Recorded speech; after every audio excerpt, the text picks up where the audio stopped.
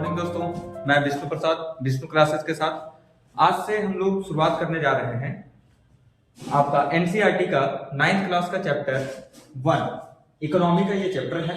ठीक है, इसमें हम लोग जानेंगे, इस चैप्टर के माध्यम से हम लोग ये जानने वाले हैं कि देश की अर्थव्यवस्था को हम लोग किस प्रकार से देखते हैं, हम लोग का नजरिया क्या है। ठीक है, तो आइए देखिए, जैसे हम लोग इस जगह पर बात करेंगे किसी चीजों का,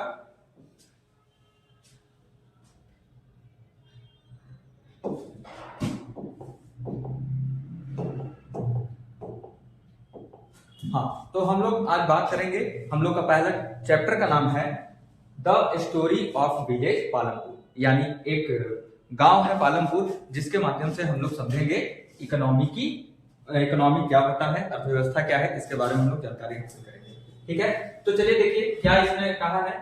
इस जगह पर हम लोग बात करेंगे किस चीज का, let us understand some basic concepts of production. देखिए क्या कहा, हम लोग इस जगह पर समझने जा रहे हैं कि चीजों को, कुछ बेसिक से कॉन्सेप्ट को, कुछ बेसिक से विचारों को, किस चीज का, प्रोडक्शन का, किसका, प्रोडक्शन, यानी कि उत्पादन किस प्रकार से होते हैं, कैसे किए जाते हैं। तो ये 9th क्लास में एनसीईआरटी ने हमें ये बताने का प्रयास किया है कि हमें इकोनॉमी में सबसे पहले प्रोडक्शन को समझना होगा। तो देखिए इन्होंने क्या कहा, इसने कहा we will learn everything through the story of a hypothetical village. देखिए हम लोग क्या है, इस जगह पर जो लर्न करने वाले हैं, सीखने वाले हैं, सभी चीजों, सभी वस्तुओं के बारे में, वो एक स्टोरी, कहानी के माध्यम से, और वो कहानी किस जगह का है, एक पालमपुर गांव का है, और वो गांव कैसा है, वो गांव हाइपोथेटिकल गांव है। कैसा है, एक काल्पनिक गांव है, कल्पना की गई है कि इस प्रकार के गांव में किन किन चीजों की व्यवस्था है, और उसके माध्यम से हम लोग समझेंगे प्रोडक्शन को। तो चलिए देखते हैं दोस्तों, हम लोग क्या देखने जा रहे हैं। It's a very easy and scoring chapter. एक चीज और आपको बताना चाहेंगे कि यह जो चैप्टर है ये काफी आसान है, इसे समझने में ज्यादा दिमाग की खपत करने की कोई आवश्यकता है नहीं, और काफी बेहतर चैप्टर भी है, स्कोरिंग चैप्टर इसको कहा जाता है। तो और देखिए हम लोग अब इंट्रोडक्शन थोड़ा सा कर लेते हैं इस चैप्टर में कि इसका क्या परिचय करते हैं। देखिए मीट पालमपुर विलेज, आइए हम लोग मिलते हैं दोस्तों पालमपुर गांव से। ठीक है, इसके कौन कौन सी विशेषताएं हैं, की फीचर्स क्या है, कौन कौन सी इसकी विशेषताएं हैं, उस पर हम लोग चर्चा करते हैं। A well connected village with an all weather road to. देखिए क्या कहा गया है, अ वेल कनेक्टेड, यह जो गांव है काफी अच्छे तरीके से जुड़ा हुआ है, किसके साथ जुड़ा हुआ है, ऑल वेदर रोड, मतलब सारे मौसम में इस गांव में किसी प्रकार की कोई समस्या नहीं है, चाहे वो जाड़ा हो, चाहे वो गर्मी हो, चाहे वो बरसात हो, किसी भी मौसम में हम लोग इस गांव के साथ, या गांव जो है अपने आसपास के इलाकों से जुड़ा हुआ है। और हकीकत देखा जाए, अगर देखा जाए, बेसिक पे बात किया जाए, तो कोई भी गांव जो है, अगर वहां की सड़कें काफी अच्छी बनी हुई होती हैं, तो उस क्षेत्र का अर्थव्यवस्था भी बेहतर होने लगता है, क्योंकि ट्रांसपोर्टेशन जो है वो इकोनॉमी में एक बहुत ही अच्छा किरदार को निभाता है। तो देखिए क्या कहा है कि उसी गांव के पास में एक रायगंज नाम का क्या है, एक छोटा सा रायगंज नाम का एक शहर है, बिग विलेज है, 3 किलोमीटर अवे है। ठीक है, यहाँ कह रहा है कि रायगंज नाम की एक गांव है। कैसा गांव है ये पालमपुर से बड़ा गांव है, और यह जो है आपका 3 किलोमीटर कहां से दूर है, आपको पालमपुर गांव से ये 3 किलोमीटर अवे है, दूर पर है। ठीक है, फिर क्या आती है, फिर शाहपुर, ये क्या है, एक छोटा सा शहर है, नियरेस्ट है, यानी कि पालमपुर से थोड़ा नजदीक है। अब देखिए दोस्तों, कहना ये था हमें बच्चों कि ये हमारा जो पालमपुर जो स्टोरी पढ़ रहे हैं, जो एक हाइपोथेटिकल विलेज है, उसको, वो गांव जो है उसके पास में एक बड़ा सा गांव है जो कि पालमपुर से 3 किलोमीटर के दूर के पास में है, और उसका नाम है रायगंज, और दूसरा क्या है, एक छोटा सा शहर भी है शाहपुर। ठीक है, जो कि वहां के आसपास का एक छोटा सा शहर है। तो देखिए ये पालमपुर गांव कितने अच्छे से जुड़ा हुआ है, क्योंकि वो वहां रोड की व्यवस्था काफी बेहतर है। ठीक है, आइए आगे बढ़ते हैं दोस्तों। कह रहा है क्या, had about 450 family of several different castes. ठीक है, कह रहा है कि इस जगह पर 450 परिवारों का, ठीक है, 450 परिवारों का यह गांव है। ठीक है, इसके बाद 80 upper caste family on the majority of land. देखिए एक चीज और इस जगह पर देखने को क्या मिल रहा है कि इस जगह पर 80, यानी कि ऊंचे जाति जो है, अपर कास्ट की जो परिवारें हैं, कितने, 80। ठीक है, उनके पास ऐसा है कि उनके पास खुद की क्या है, अपनी भूमि है, मेजोरिटी ऑफ लैंड है, ज्यादातर जमीनें किनके पास है, उस गांव की, किस गांव की, पालनपुर का जो गांव है वहां के जो अपर कास्ट के जो लोग हैं, ठीक है, 80 लोग, उनके पास ज्यादातर उनकी अपनी भूमियां हैं, ठीक है। एससी यानी Dalit are 1/3 of the population and live in smaller mud houses. एक चीज और इस जगह पर देखिए, जो एससी से बिलोंग कर रहे हैं यानी जिन्हें हम दलित भी कहते हैं, उनके पास वहां का पॉपुलेशन का कितना, वहां जो पालनपुर का गांव है उसका 1/3 हिस्सा पर ये लोग हैं, निवास करते हैं, और लिव इन, और ये लोग निवास कहां करते हैं, मड हाउसेज, यानी कि कैसे कैसे घर में इन लोग निवास कर रहे हैं, जहां कैसा, मड हाउसेज, यानी कि आप इसको मिट्टी का मकान बोल सकते हैं, ठीक है। तो जो एससी एसटी से जो बिलोंग कर रहे हैं वो किस पे निवास कर रहे हैं, वो मड वाले हाउस में निवास कर रहे हैं, और उस गांव के सबसे ज्यादा जो भूमियां हैं वो किनके हाथों में है, तो वो है अपर कास्ट वालों के हाथों में है, ठीक है। अब देखिए कह रहा है फेयरली वेल डेवलप्ड फैसिलिटी। एक चीज और यहाँ पास कह रहा है कि इस जगह पर क्या है, काफी अच्छी सुविधाओं से यह भरा हुआ है यह गांव। क्या क्या है इस गांव में, आपको इलेक्ट्रिसिटी देखने को मिलेगा इन मोस्ट हाउसेज, यहाँ के तकरीबन घरों में आपको क्या देखने को मिलेगा, बिजली देखने को मिलेगी, ठीक है।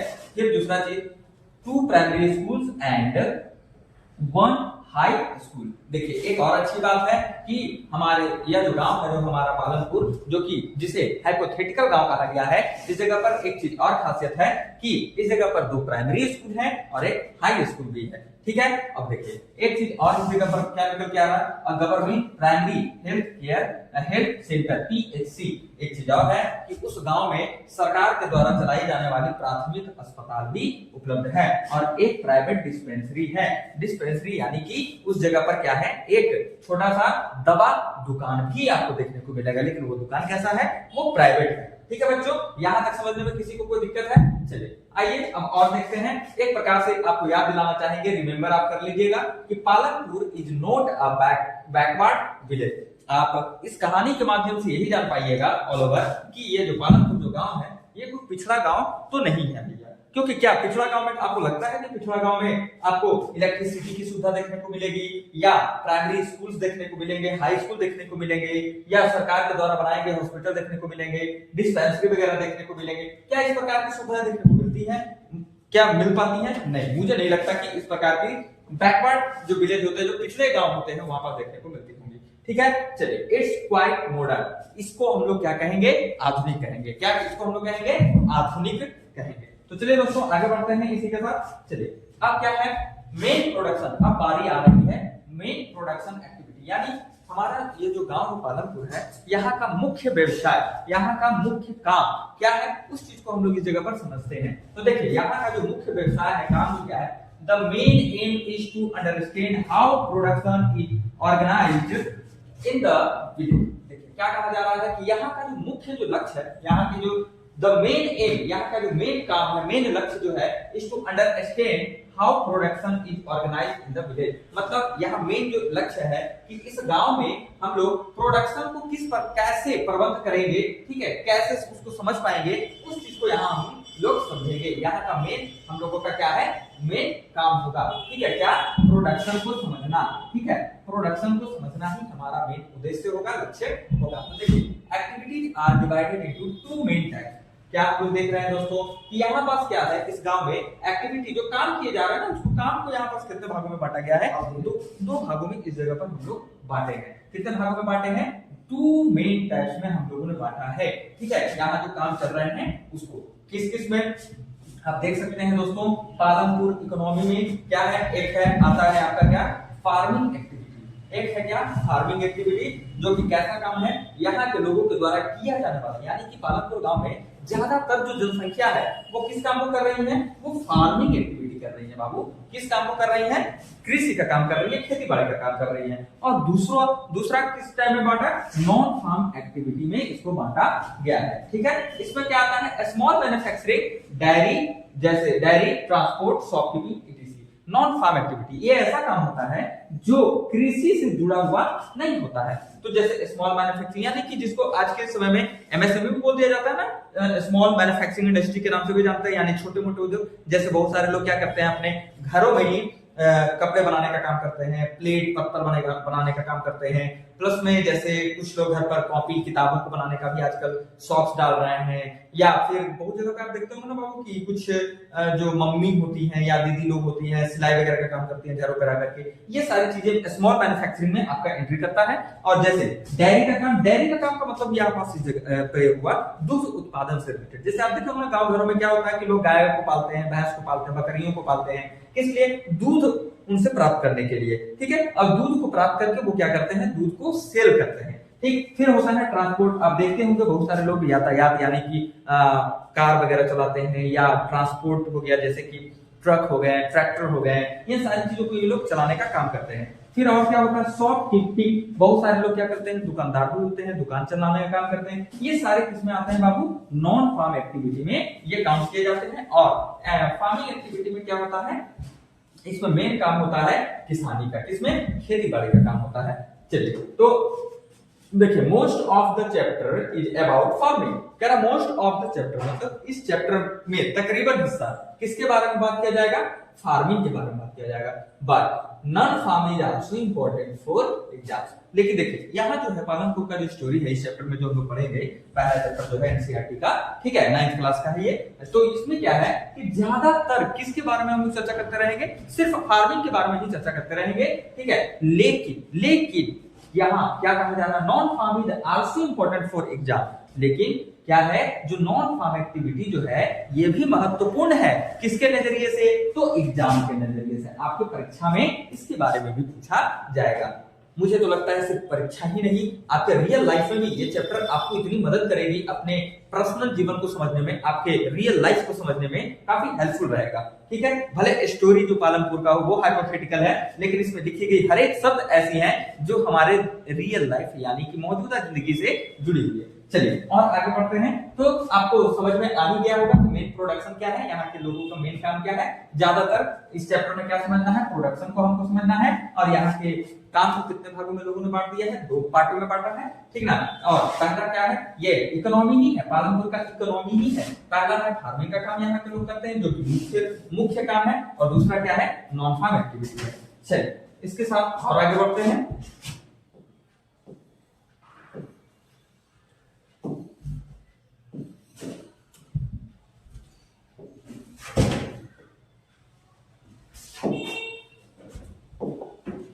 हाँ, तो अब क्या पॉइंट है? The 4 factor of production. तो दोस्तों हम लोग क्या देखने जा रहे हैं? अब जो है प्रोडक्शन के यानी जो उत्पादन हो रहा है ना भैया, उसमें 4 कौन-कौन से फैक्टर हैं, कौन-कौन से कारक हैं, उसको भी हम लोग इस जगह पर समझेंगे। तो आइए देखते हैं क्या है। टू प्रोड्यूस एनी गुड्स और services we need 4 things. To produce any goods मतलब कोई भी वस्तु का उत्पादन जब होता है या सेवा जब होता है, कोई भी वस्तु या सेवा का जब उत्पादन होता है, हम लोगों को जरूरत पड़ती है, हम लोगों को वी नीड 4 थिंग्स, हमें 4 चीजों की आवश्यकता पड़ती है। जब भी कोई सेवा को हम लोग लाते हैं या कोई वस्तु का उत्पादन करते हैं तो हमें 4 चीजों की आवश्यकता पड़ती है। These are called factors of production. इसे ही भैया हम लोग कहते हैं फैक्टर ऑफ प्रोडक्शन। तो चलिए अब आगे बढ़ते हैं, वो कौन-कौन से प्रोडक्शन के 4 स्टेप्स हैं, ठीक है। तो देखिए ये प्रोडक्शन है आपके, और इसके 4 फैक्टर कौन है? एक भैया आता है लैंड, एक भाई जी कौन आते हैं? लैंड आते हैं, यानी जिसे हम हिंदी में क्या बोलते हैं बाबू? बोलते हैं भूमि। दूसरा आता है हमारा फिजिकल कैपिटल, यानी भौतिक पूंजी। तीसरा आता है भैया लेबर, ठीक है। पहला भूमि, दूसरा लेबर, तीसरा फिजिकल कैपिटल, चौथा ह्यूमन कैपिटल, ठीक है।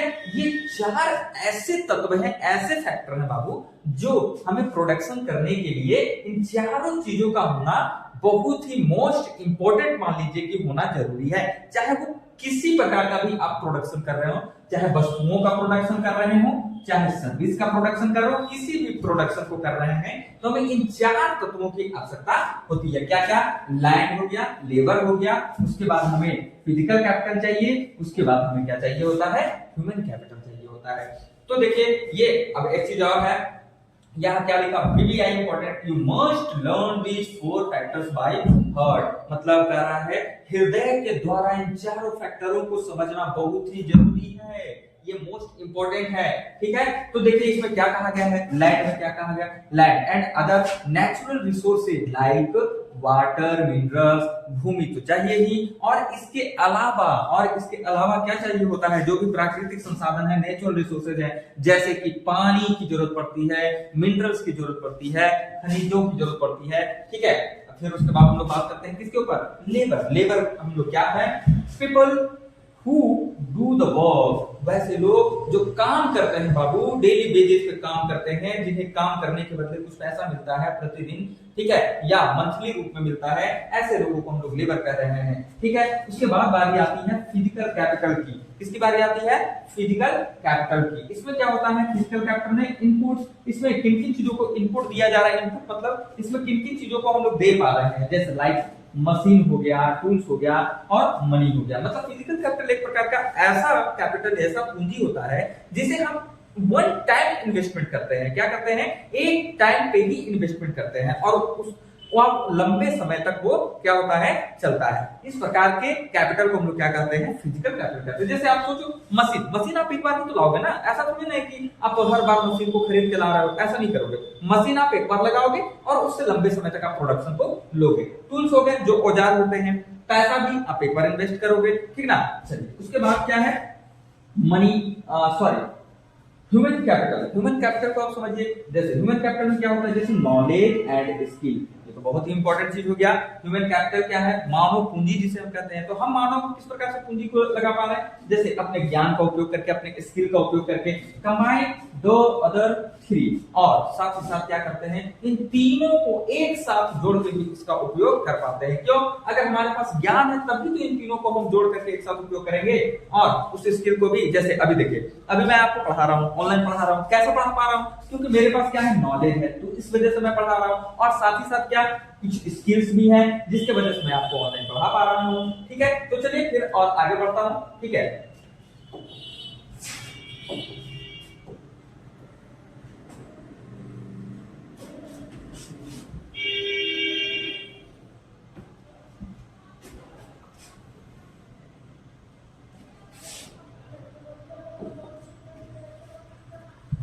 आइए अब समझते हैं हम फिजिकल कैपिटल के बारे में। किसके बारे में, फिजिकल कैपिटल, ठीक है, यानी जिसको हम लोग क्या बोलते हैं, भौतिक पूंजी।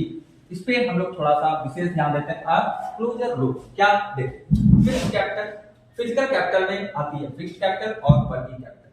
फिक्स्ड कैपिटल क्या है, assets used in production over many years, मतलब ऐसा पूंजी जिसका उपयोग उत्पादन में कई वर्षों के लिए हम लोग करते हैं, उसे कहते हैं फिक्स्ड कैपिटल कहते हैं, ठीक। They are not used up quickly, और इसका उपयोग क्या करते हैं, तेजी से हम लोग नहीं करते हैं, ठीक ना। और साथ ही साथ एग्जांपल, जैसे टूल्स हो गए, औजार हो गए, फार्मर्स प्लाउ, जैसे किसानों के पास क्या है, औजार है, प्लाउ जिसको हम लोग हल बोलते हैं, ठीक है। मशीन हो गया, ठीक है, जैसे मशीन में ट्रैक्टर हो गए, जनरेटर हो गए, प्लस में बिल्डिंग, ये सभी क्या है, फिक्स्ड कैपिटल है। देखिए ये ऐसे एसेट हैं जिसका उपयोग किसमें किया जा रहा है, उत्पादन में हम लोग कर रहे हैं।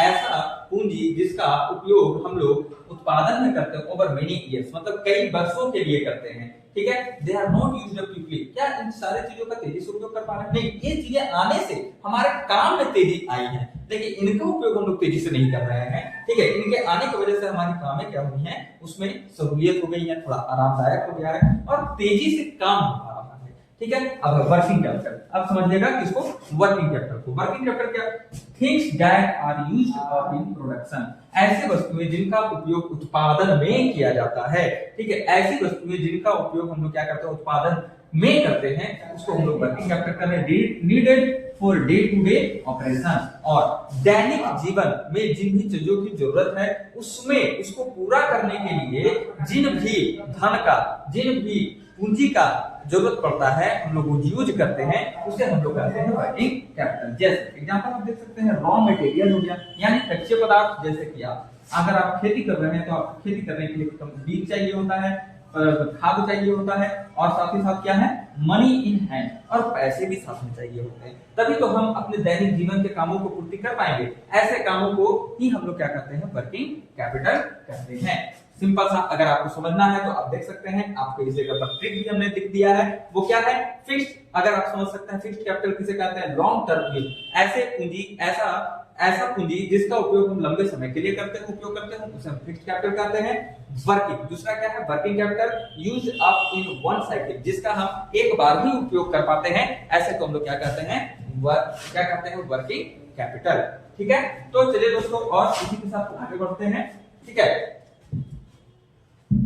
तो आज हम लोग इसी जगह तक रोकेंगे, कल फिर हम लोग मिलेंगे। ठीक है, नेक्स्ट सेक्शन पे, जहां कल हम लोग जानेंगे किसके बारे में, farming in Palanpur, the main problem को समझेंगे, लैंड इज फिक्स्ड को समझेंगे। इसी प्रकार से इस चैप्टर को हम लोग खत्म करेंगे। तो धन्यवाद दोस्तों, आप विष्णु क्लासेस के साथ इसी प्रकार से जुड़े रहें। ठीक है, मैं इसी प्रकार से आपके लिए अलग अलग प्रकार के वीडियो लाता रहूंगा, आप हमारे साथ जुड़े रहें। मैं सारे एनसीईआरटी का जितना भी आपका जो पोर्शन है आर्ट्स का, उसका मैं वीडियो आपके समक्ष लाता रहूंगा। चलिए, मुझे आपसे बस यही कहना है लास्ट में कि आप हमारे चैनल को सब्सक्राइब करें, लाइक करें और शेयर करें। इससे हमारी एक एनर्जी बूस्ट होती है, जिसकी वजह से हम आपके लिए इस प्रकार के अच्छे अच्छे वीडियो ला पाते हैं। तो थैंक यू।